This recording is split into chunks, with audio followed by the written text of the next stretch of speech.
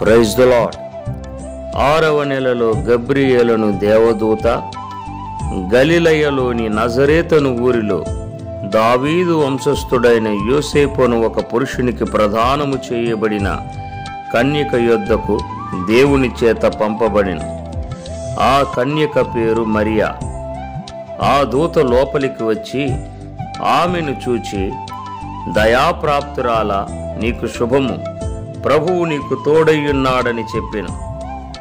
ఆమె ఆ మాటకు బహుగా తొందరపడి ఈ శుభవచనమేమిటో అని ఆలోచించుకొనుచుండగా దూత, మరియా, భయపడకుము, దేవుని వలన నీవు కృప పొందితివి.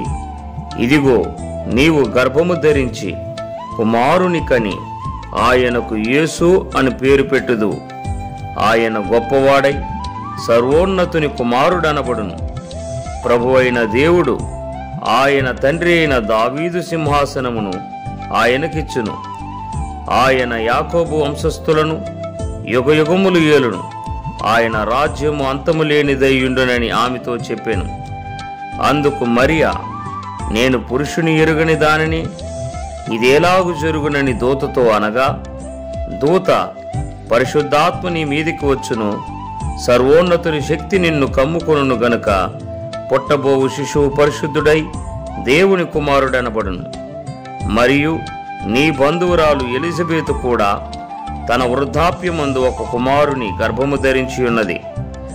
గొడ్రాలనబడిన ఆమెకు ఇది 6వ మాసము.